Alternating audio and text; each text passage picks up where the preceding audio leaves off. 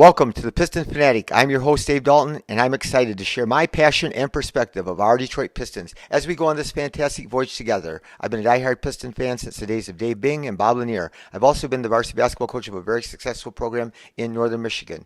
Currently, my daughter and I are coaching one of the best AAU teams in the country. Piston fans, today we're going to talk about, obviously, the two draft picks that we just got, Ausar Thompson and Marcus Sasser. And we're going to dig into those guys a little bit deeper than we did last episode. And we're going to talk about some trade opportunities that we might have. But first, I'd like to shout out to my granddaughter, Kira. She just received her first offer from Wayne State University to play college basketball. She's going to be a sophomore in high school next year. Wayne State is where the Detroit Cruise plays, and it's the Pistons training facility. So they got great.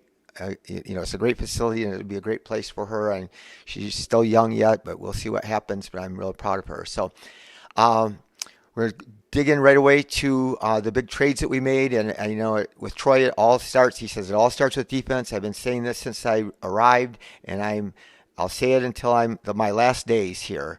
It starts at the end with defense. And that's why these three gentlemen here, and he's at the press conference introducing Marcus Sasser and Ausar Thompson. And he says these three guys to the left of me, starting with Coach Williams, and these two, they're about defense. And we're going to be about defense and continue to restore the Pistons. So both these players are outstanding defensive players, and we're going to dig into some of that a little bit more. I guess we're going to start out first. The Pistons did receive some trade opportunities. We don't know all the trades. I did hear one trade rumor. I'm not sure if it happened, but I got pretty good sources that says that we could have traded the 5th pick to Utah for the 9th pick in the first round this year, and the 28th pick that they had also, and a first round pick next year. So I'm sure that the pick that they're trading us next year is probably going to be not a good pick. So I'm not sure that I would have done it, except if I would have known that Taylor Hendricks for sure would have been available at the 9 pick, I probably would have swung the deal. Not that I'm not thrilled with Ausar Thompson, I am. But if I would have got that pick. But like I said, when you trade back, you don't get to know for sure who you're going to get. When you trade up, you can wait until you see who you're going to get. So anyway, we got Ausar Thompson, and we're going to talk about him. He's 6'7". He's got a 7-foot wingspan, but plus he's the freaky athlete. He's going to be number 9 for the Pistons. That's going to be his jersey number. I'm not sure. I think that might be Andre Iguodala's number when he played, and he is compared to him all the time. And so you'd have to see Iguodala when he played with the 76ers when he first got into the league, not the Iguodala that we watched play on the championship Warriors teams. By then he was much older and slower and not as athletic, but he was a freak athlete, and he could really score, and he was a really exciting player. He made all-star teams when he played for Philadelphia when he first came into the league. So Ausar, I'm curious. We heard that Ausar received a promise before he was drafted. I don't quite get why players. So Ausar did not work out for the Pacers, who had the 7th pick, because people speculated he received a promise. Well, we have to think now that promise was from the Detroit Pistons. But I just always wonder, if a guy receives a promise, well, what if you were picked, earlier? But I guess he wouldn't work out for guys teams that picked up earlier. So anyway, I'm all excited. We got still free agency coming up in a week, and anything can happen there. And we also have the Summer League coming up. So there's some word out on the Summer League. I don't know all the games, but the Pistons are going to play on ESPN against the Orlando Magic on July 8th at 5:30. So, but the big game is the rivalry game. We are going to be playing the Houston Rockets on July 9th at 6 p.m. on ESPN2. And, the Twins will be playing against each other, so that's going to be really cool. And then there's a little bit of rivalry between the Pistons because of, I don't know what was said exactly, how Jalen Green said that he didn't like Detroit after we didn't pick him. Then he said he didn't like Detroit. So, and then, there's comparisons between him and Cade, and people arguing back and forth on Twitter. So the big rivalry is on Twitter. The unfortunate thing for that rivalry is they're in the West and we're in the East, so we will only play each other twice a year, once home and once away. So that's unfortunate that they don't get to play each other more. So, but some other big news is Duran, Ivy, and also Wiseman and Livers are all expected to play at least a game in the summer league. So when those guys go to the summer league, they don't necessarily always play in a lot of games, but they practice. So, I mean, even though Wiseman might play in only one game, and I know it's rare for a guy going into his fourth league in the year to be playing in the summer league, but he's hardly played any games. And Troy Weaver said the same thing about Duran and Ivy, that they've, hardly played that many games. So he wants them to play in there. He said Utah and Oklahoma City, they always had second and third year players playing in the summer league. So anyway, you put Ausar and Marcus Sasser and Wiseman and Livers and Duran and Ivy, and that could be some fun. So it was cool that Cade right away reached out to Ausar, and so did R.J. Hampton. They had a prior relationship; they knew each other. So anyway, they texted him as soon as he got drafted, and so that's Cade. That's Cade for you. I guess that's R.J. for you too, but Cade is the one that's going to be the connector, and he just does stuff like that. It's just anyway. So just to go over Ausar again, he is a great cutter, and like I said, with Ivy and Cade and Duran passing the ball, I think they're going to connect and make some really exciting plays and some lobs at the rim for dunks. And again, like I said, he's going to be awesome in transition. So he's a connective passer. Again, I'm going to repeat this. He only averaged a tenth of an assist, less than the point guard, his brother, Amen, when they played on the same team. So he is a really good passer. He sees the floor really well, and he makes the right pass. It's sometimes not the most spectacular pass. He's also passes the ball really good in transition, makes good decisions.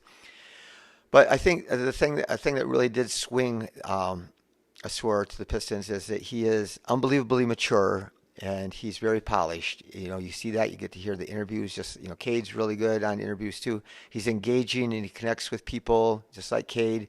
Whenever he's with, whoever he's with, you feel like you're the most important person in the room. He really connects. He's very smart, and he listens. So a lot of people, including myself, we could all listen better. He has an elite IQ, so he's just really bright, and again, we just got to get that shooting thing. So the thing that separates him, from being an all-time great, if he could shoot the ball like Marcus Sasser, he would be one of the greatest players in NBA history, I believe. But he can. But anyway, we're going to get into Marcus a little bit. He's an elite player, but it will be interesting to see Ausar if we start Cade and Ivy, and if we start Bogey and Stewart and Duran, or if we slip Ausar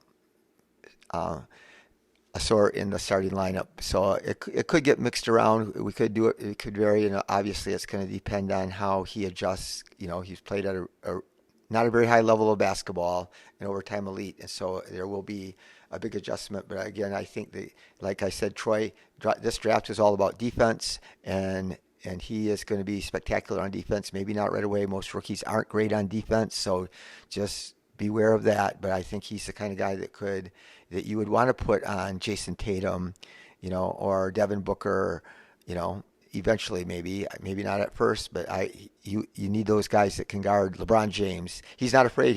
Somebody asked him that about guarding LeBron, and he said, he wasn't cocky. He handles himself. He's very bright and savvy, and he said, I don't think about it. I just go out there and compete, and I'm sure he's going to. So Marcus Sasser, if he's 6'1", maybe 6'2", there's different.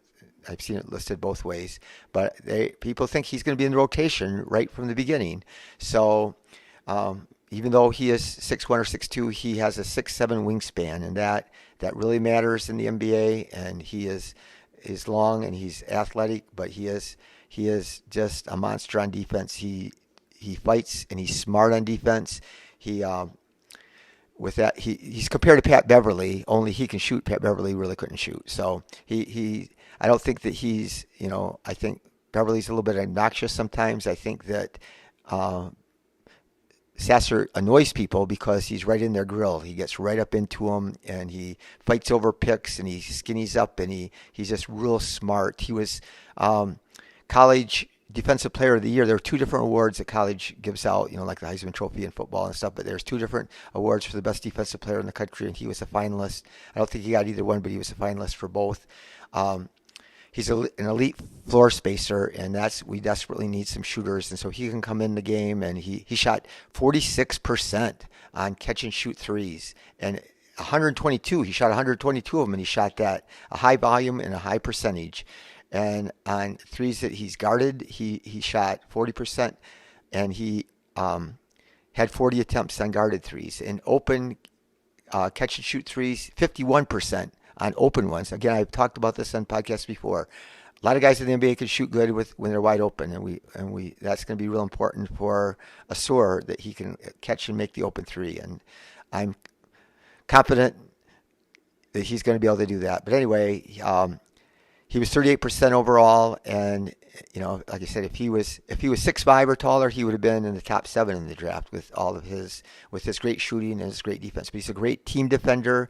He's great at closeouts, and he's so smart. He's great at anticipating. He averaged 2 steals a game for his last 2 years in college, and he creates turnovers. He's on the weak side, and he rotates, and he anticipates and sees where the pass is going. I watched Isaiah Thomas do that when he played in the NCAA finals, and they would be throwing the pass like into the post, and Isaiah wasn't guarding the post, obviously, but he would dart across from the weak side and get the steal, and I've seen lots of tape where Sasser was able to do that.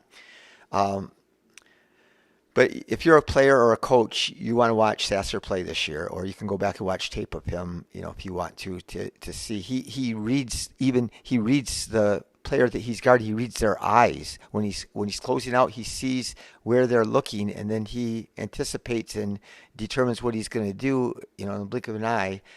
Just because he's aware by watching their eyes, and he's just that's what I call basketball instincts, but it is really something that he's nurtured over the years and gotten better at. But he has a real tight handle. He can handle the ball really well. He was 89% shooting and scoring efficiency on pick and rolls, which is obviously real high. And he has a nice step back shot, and he has shot 47% on floaters, and so that's real important. If you're a smaller guard in the NBA, especially, you're going to need to be able to shoot the floater as a really great weapon. Obviously, he'll be coming off the bench. I talked before about how he could be similar to Vinnie Johnson, the microwave that played for the Pistons. He has long arms like Vinnie, but I think he's even a better defender than Vinnie. He's quicker and faster than what Vinnie Johnson was. But and I think I mentioned before that he compares, when we had that '04 team, when we come off the bench with Mike James and Lindsey Hunter, and they got into teams, and man, all of a sudden they just raised the level of intensity when they came in, even though it wasn't for very long. And sometimes when the games weren't going well, they would turn the game around. And I think he's going to have that type of impact with his shooting and his defense. He's going to, bring that little spark to the team. Another thing that's valuable with him is now we have a person that can guard the Trae Youngs, the John Morants, and the DeAndre Foxes. Those guards that are lightning quick and fast. It's hard for anybody to match up with those guys. Nobody really can completely stop them. Or Steph Curry. We're going to be able to put him on Steph Curry. So he is going to be a valuable asset, and it's going to see how long it takes. He played 4 years of college basketball, so he's older. He's older than Ivy. He's way older than Duran, and so he's got experience, but he's got maturity, and so I think that's going to all be positive. Another player reminded me of Davion Mitchell that plays for the Kings. Only he's a better shooter. They used to call him. His nickname was Off Night because whoever he guarded had an off night. So, but the thing is, we have a crowded backcourt. We have now all on our roster. We have I don't think we have Kojo's on our roster, but obviously, I've heard from James Edwards III and different people. I'm sure that he's not coming back. He was like the only player besides Bogey who was probably in Europe that wasn't at Monty's press conference. So he was a great player for us. He's an endearing player, and so sad that he's gone, but we need to move on from him. Ausar can even play the guard easily, so he could play off guard. So some people think eventually he would be able to play the one even. So here it is with Killian, though. He for 3 years we've been saying he's going to be a good player if he can shoot, and he had one stretch this last year where he shot well. So he's got been more than no player's got as many opportunities to play. He's got to start all the time. He's got so many minutes. A guy that's shot as poorly as he has, nobody's got. He was like the worst shooter in the NBA, and nobody's gotten as many minutes. So, but you know, if we can't trade him, he's going to be on the roster one more year, and then after this year, he's going to be a restricted free agent. So we don't have to re-sign him, and we'll see, though. There's always opportunities. You know, you never know who's going to get injured, what's going to happen. So maybe Killian will get a chance, but I don't know. But his chances are going to be reduced. I can just tell you that the odds of him playing, I mean, unless he steps right in and gets off to a great start, I think it's going to be hard for him. But he has no trade value of this moment, I think. I mean, even a young team, the young teams in the NBA are getting loaded. I tell you right now, as of this moment, I think the Washington Wizards are the only team that probably will be kind of tanking from the beginning next year. So, you know, that's the problem with the Pistons moving up and getting more wins. It's the NBA is going to be even more competitive. Last year, it was so competitive. There are so many teams that were all fighting it with similar records, and even at the bottom of the league, the difference between, you know, number 5 and number 12, there wasn't that many, you know, like 4 games maybe in the win-loss column. So everybody's going to be tough. There's not going to be any easy wins, and I think we're going to be right in games. I think we're going to be able to compete with anybody, but I think that we still have to find out, you know, still give guys a chance. We're still going to be experimenting. We still got to, you know, get our rookies. It's still a learning process for them.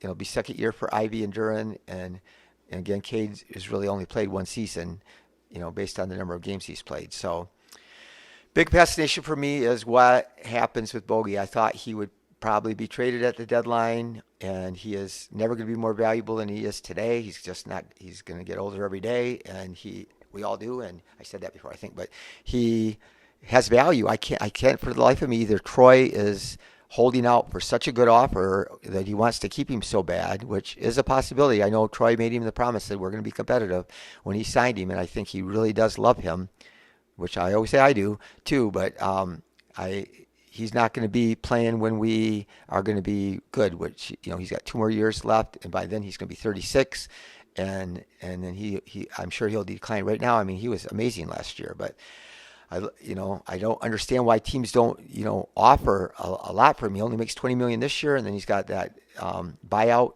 for the second year of his left, and it's only for like $2 million. So you're not running any risk. And all these playoff teams that need shooters and need a good player at a cheap price, it just seems like they would all be clamoring for him.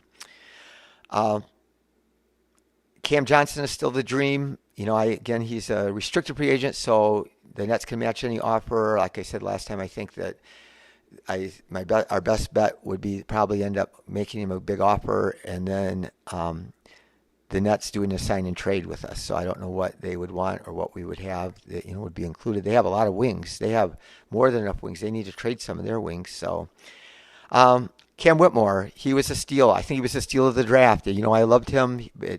Things came out about him. He got picked 20th. So I'm so mad that the Rockets got him, because I don't like the Rockets. So they got 2 freak athletes. You know, they got a men too. So, but there's speculation. I guess he's a quiet, introverted kind of guy, and so he didn't do well on his interviews. People sometimes take that as he's disinterested, whereas Ausar was the opposite end of the spectrum, where he blew people away with his interview because of his engagement and his comfort talking to people and connection when, you know, he looks at them with his eyes and stuff. And so I've heard coaches that have known Cam Whitmore when he was younger, and they just said that he is introverted. And then there's some medicals. They said that he broke his leg once, and then he came back from that when he's a freshman in high school, and he re-broke it again. So I don't think that's the big concern. He did have hand surgery, but he came back from that his freshman year at Villanova,